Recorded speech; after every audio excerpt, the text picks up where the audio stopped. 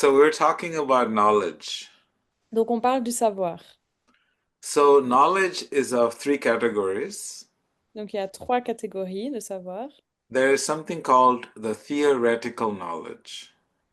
Il y a le savoir théorique. And there we just learn, understand the theories of how things work and what is not. Donc là, on apprend comment les choses fonctionnent, ce qui, dans la théorie, va ou ne va pas. For example, when you go swimming, they can write a book on how to swim. Donc, par exemple, quand vous allez nager, vous pouvez lire un livre sur comment nager. So you learn all the theory about swimming. Donc, vous apprenez toute la théorie sur comment nager. But keep in mind that is only theory. Mais c'est juste de la théorie. If with that knowledge they throw you in the river with only theory, the probability of you drowning is 100%. Hmm. Et avec juste ce savoir théorique, si on devait vous jeter dans une rivière, bah, les probabilités que vous vous noyez sont de 100%. This is the most common thing in the world. Everybody hears something and they want to share. Did you know this? Did you know that? And everybody wants to share theories. Et c'est ce qui arrive beaucoup dans notre monde, c'est que tout le monde veut échanger ou partager des théories. Est-ce que tu as entendu ça? Est-ce que tu sais ça? Mais c'est de la théorie. This is the most common practice in the world. They hear something, they learn a little theory, and they immediately want to share with someone. Et c'est une pratique très commune dans ce monde où on entend quelque chose et directement on veut partager la théorie avec d'autres. Okay? And then the second knowledge is called realized knowledge. Le deuxième, c'est le savoir réaliser. That means you have to apply the theory, and when you apply the theory, you get different realizations. When I move my arm at this angle, I go faster. When I move it at this angle, it goes slower, and I can split the waves. So you practice the theory in its practical phase. So then you get realized knowledge. Donc là, c'est vraiment la pratique. Donc on applique ce qu'on a appris. Euh, et là, bah, c'est par exemple faire les mouvements de bras et on se rend compte que plus on fait vite et plus on nage vite. Et donc là, c'est vraiment le savoir réaliser quand il est pratiqué. And then finally, we have something called the revealed knowledge. Et ensuite, à la fin, on a le savoir révélé. And this revealed knowledge is what we call transcendental knowledge. Et ce savoir révélé, c'est le savoir transcendantal. That's why in this Bhagavad Gita, verse 1 to 10, in the in this fourth chapter of the Gita, verses from 1 to 10, you will see all the information about revealed knowledge or eternal knowledge or transcendental knowledge. Et donc dans ce chapitre, ce sont les versets 1 à 10 qui nous parlent de ces savoirs révélés, transcendantaux. So, how is transcendental knowledge so important, and where does it come from? Alors pourquoi est-ce que le savoir transcendantal est si important et d'où il vient? It is explained when you read these first verses. Transcendental knowledge is disseminated from a place of spiritual transcendence, means the spiritual world, from a spiritual person. Donc le savoir transcendantal est transmis d'un endroit spirituel à une personne spirituelle. And that means that it has to come through a proper channel that is pure in intention. Et ça doit venir d'une chaîne pure et avec de bonnes intentions. Because transcendental energy can only pass through the channel that is pure in intention. Et parce que l'énergie transcendantale ne peut passer que à travers des chaînes avec des intentions pures. That's why it explains evam param para praptam imam rajar shaya viduhu. You read the verses, you will see it goes through a chain of disciplic succession. Et donc, il est écrit en sanskrit le passage qui explique que ça suit des chaînons purs. That means that my spiritual master He cultivated and harvested the sacred space in my heart to then plant the spiritual knowledge in my heart. And I, in turn, will continue to do the same with my students. And in this way, this transcendental knowledge is disseminated from one teacher to another teacher to another teacher, with making sure that the channel of pure intention is the primary criteria to receive this knowledge. Et ce savoir transcendantal est uniquement passé de professeur à professeur à professeur. Et il est cultivé dans le cœur. Donc un professeur cultive dans le cœur de son élève ce savoir transcendantal. Il plante le savoir transcendantal comme une graine dans le cœur de son élève, qui ensuite deviendra professeur et qui passera le savoir à un autre élève qui lui deviendra professeur. Et puis le chaînon continue. The same question Arjuna asked Krishna. He says, "My dear friend, how do I know this knowledge is true?" Et c'est exactement la même question que Arjuna a demandé à Krishna. Il lui a demandé, mais comment est-ce que je sais que ce qu'on me dit est pur? And Krishna explains to his friend Arjuna, he says, "My dear Arjuna, my dear friend, let me tell you, sakalene hamahata yoga nashta parantapa." Sometimes, when someone does not have a pure intention, the knowledge gets diluted, and therefore I come again to reestablish that high principle of transmitting that spiritual knowledge. Hmm. Parfois, quand le savoir transmis est impur, corrompu, évanoui, c'est ça. Et du coup, Krishna intervient à ce moment-là pour rétablir la pureté et c'est lui, c'est vraiment le divin qui arrive pour rétablir. So then the question that Durga Devi asked, how do we know if the knowledge is pure? And the way to know is when we see the impact it has in the lives of others. Hmm. Alors, comment savoir si ce savoir transmis est pur ou impur? Et en fait, c'est à travers l'impact que le savoir partagé a sur les autres. C'est quand on voit l'impact que ça a, qu'on se rend compte que il est pur ou pas. For example, Bhagavad Gita has been translated into more than 380 different languages by Alors, almost 400 different people around the world. la Bhagavad Gita, elle a été traduite en 380 langages par environ 400 personnes différentes dans le monde. But what is the impact? Mais quel est l'impact? If the purity is not there, the purity of intention, then it doesn't matter how many Gitas you read, it will not have any impact in your life. Hmm. Peu importe le nombre de Gita qu'il y a dans le monde et que tu peux lire, si c'est pas un savoir pur qui est transmis à travers la Gita, alors ça n'aura aucun impact dans le monde. When that knowledge enters the heart and very carefully cultivates the inner sanctuary of your heart, and you're able to find peace, you're able to find love within yourself, you're able to find God within yourself, then you know that you have received the knowledge from the right source.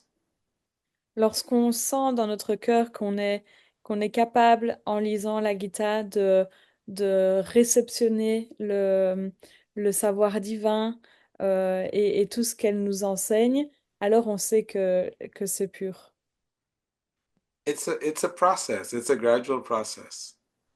I invest time in cultivating your heart space.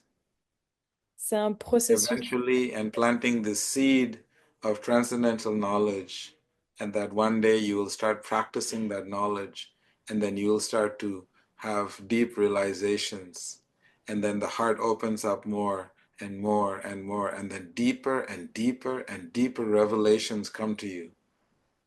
And my job is simply to plant the seed in your heart and keep fanning that spark, and yourself, you're making the effort to keep fanning that spark in your heart, and then this light from inside of you starts to shine so bright, and the whole world is looking to you for shelter and guidance.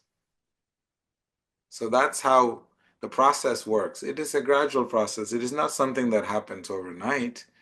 But, I've been doing this, say, for 42 years now.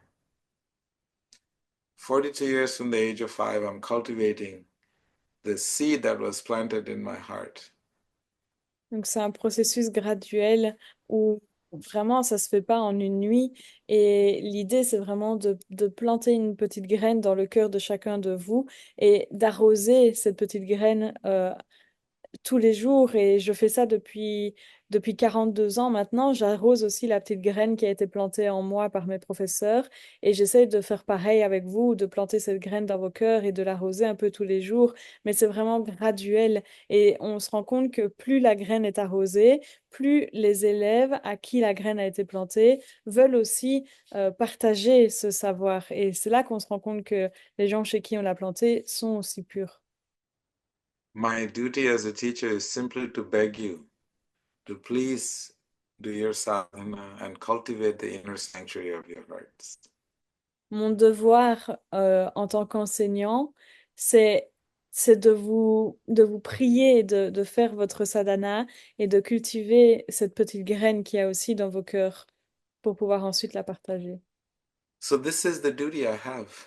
I have a service to your heart, and I'm committed to your heart. And this is what was done for me. And this is how the chain of disciplic succession, the chain of spiritual knowledge is disseminated into Et this world.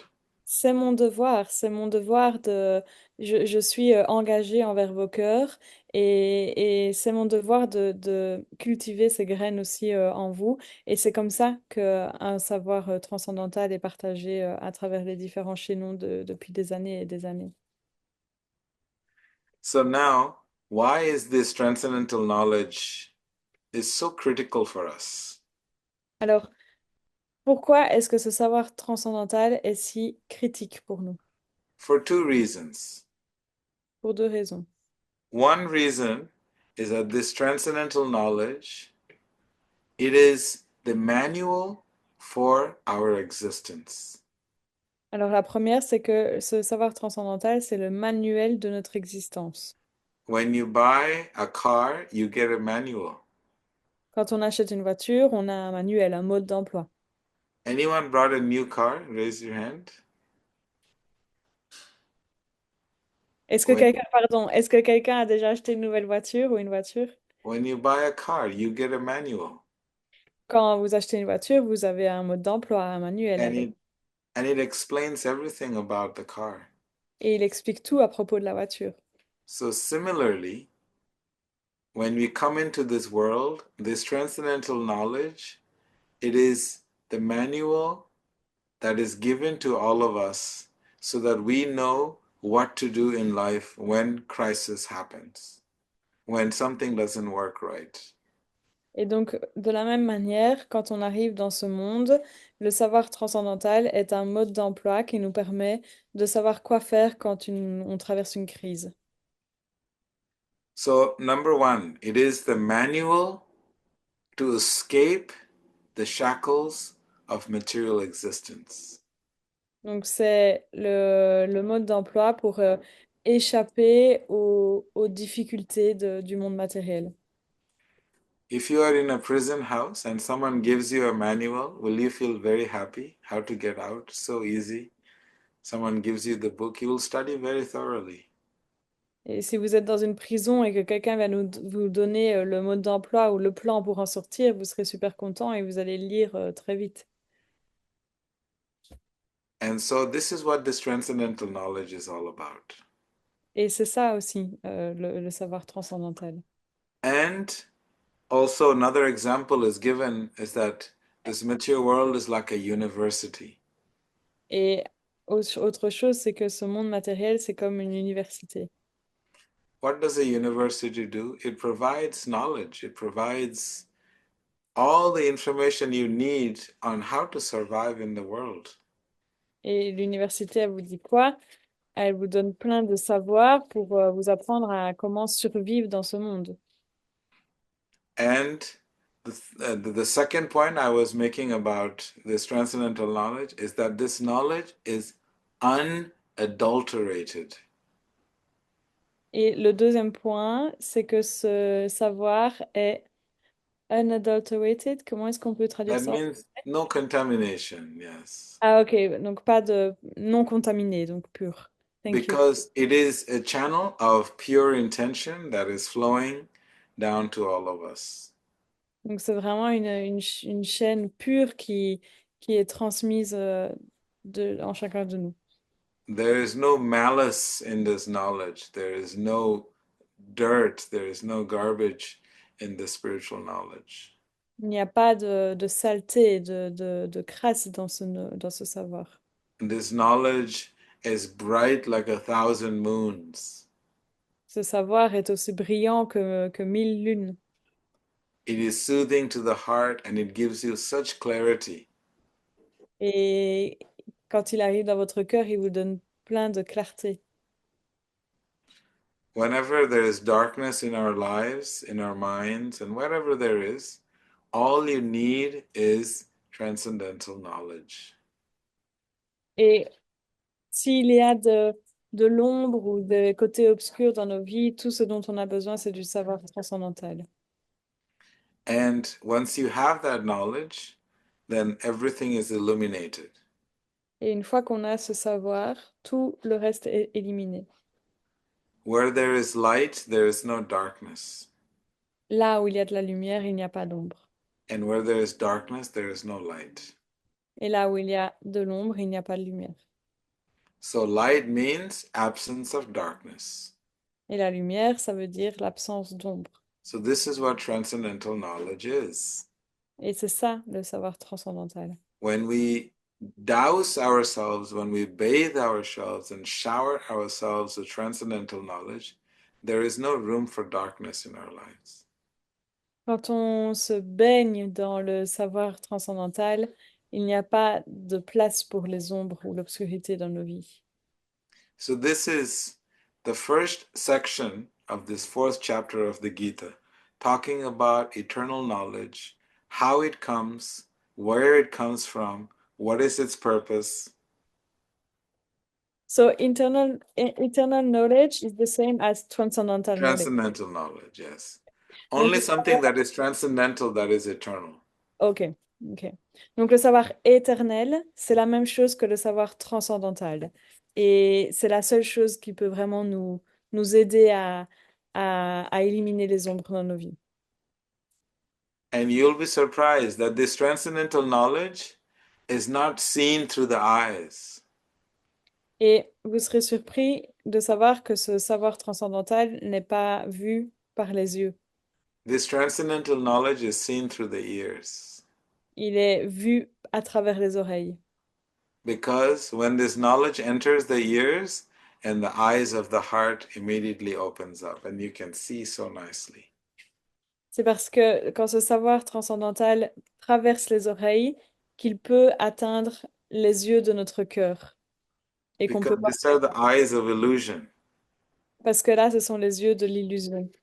and the eyes of light is accessible when we hear, and the eyes of the heart opens. Et les yeux de la lumière sont seulement accessibles à travers ce qu'on entend pour atteindre notre cœur et ouvrir les yeux du cœur. And that is why we have to always hear and hear and hear about spiritual knowledge. Et donc, c'est pour ça qu'on doit toujours écouter le savoir spirituel. I'll just make one point that this transcendental knowledge is also known as Shruti. Et donc, ce savoir transcendantal est aussi connu comme Shruti. Shruti? Shruti, yeah. Shruti. Mhm. Which means the knowledge that is the eyes that are opened through hearing. Et ça veut dire les yeux ouverts à travers l'écoute. So there is a whole dialogue in this particular chapter all about the origin of knowledge, how it came down, the purity of it, the impact of it, and how to receive it. So that is why this particular chapter is considered to be specifically transcendental knowledge, even though all of Bhagavad Gita is transcendental knowledge. Alors oui, tout le savoir de tout ce qui est transmis dans la Bhagavad Gita est du savoir transcendantal, mais ce chapitre 4 particulièrement, c'est celui sur lequel on met vraiment l'accent sur le savoir transcendantal et on dit que ce chapitre 4 de la Bhagavad Gita est la définition même du savoir transcendantal, même si tout le reste de la Bhagavad Gita est du savoir transcendantal.